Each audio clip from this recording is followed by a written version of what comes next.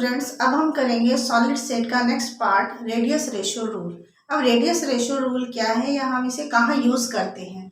जैसे सपोज करो हमारे पास कोई आयनिक कंपाउंड है, सपोज करो sodium chloride.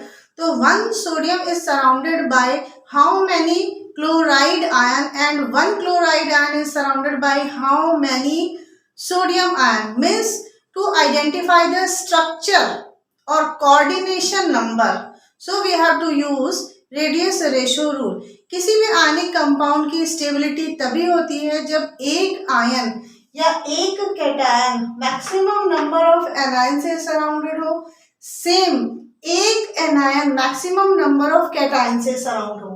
For the stability of an ionic compound, each cation should be surrounded by maximum number of anion and vice versa.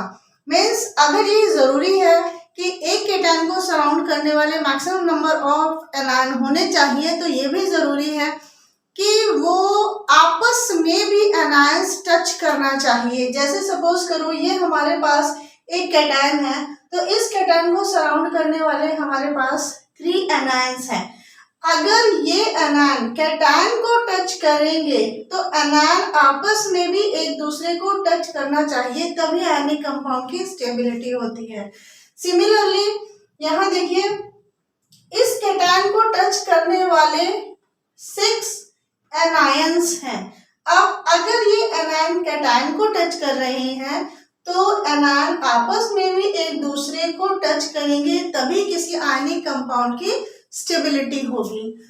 तो coordination number इसमें हम क्या करेंगे, कोऑर्डिनेशन नंबर का डेफिनेशन वही है कि एक स्फीयर या एक एटम या एक आयन को सराउंड करने वाले कितने आयंस हैं।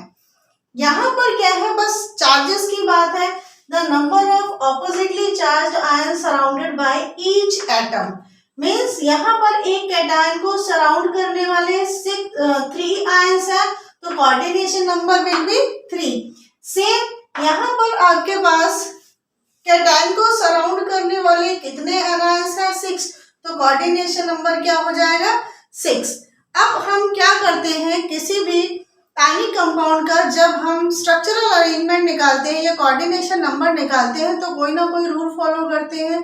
तो इसलिए हमारे पास रेडियस रेशियो रूल है। रेडियस रेशियो रूल क्या है, radius of cation divided by radius of anion.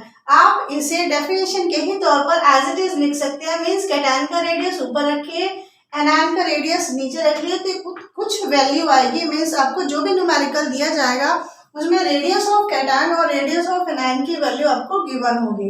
अब यहाँ पर आपके पास कुछ आंसर आएगा।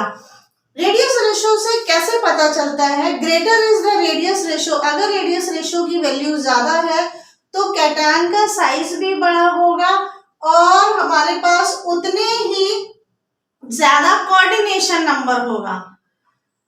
Greater is the radius ratio, radius ratio की वैल्यू जितनी ज्यादा होगी उतना ही बड़ा साइज होगा कैटायन का और उतना ही ज्यादा कोऑर्डिनेशन नंबर होगा। जैसे यहाँ पर कैटायन का साइज छोटा है तो इसको सराउंड करने वाले एनायन भी कम है, तो कोऑर्डिनेशन नंबर इज 3। इसी तरीके से यहाँ पर कैटायन का साइज बड़ा है तो एनायंस जो सराउंड कर रहे हैं उनका नंबर भी ज्यादा है। Means larger the size of cation, more anion is required to cover up।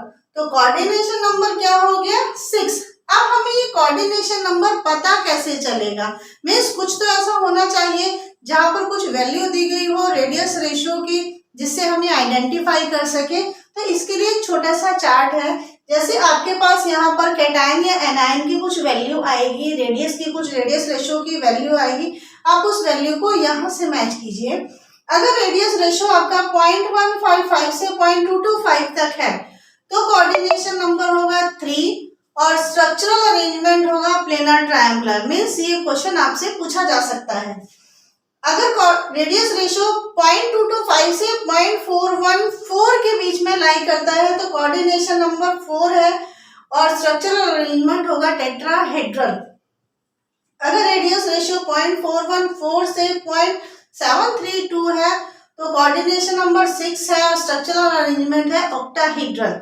इसी तरीके से 0.732 से 1 के बीच में है तो कोऑर्डिनेशन नंबर 8 है body cubic centre will be the structural arrangement. अब यहाँ पर एक क्वेश्चन बच्चों के दिमाग में ये आता है कि अगर हमारे पास इसमें वैल्यू लाइन ना करके 0.41 आए या 0.73 आए तो किसमें लेना चाहिए, इसमें लेंगे या इसमें लेंगे। सपोज करिए अगर आपकी वैल्यू 0.41 आई है तो आपको इसमें ना लेकर के इसमें लेना है, मीन्स उसका कोऑर्डिनेशन नंबर आपको 6 बताना है।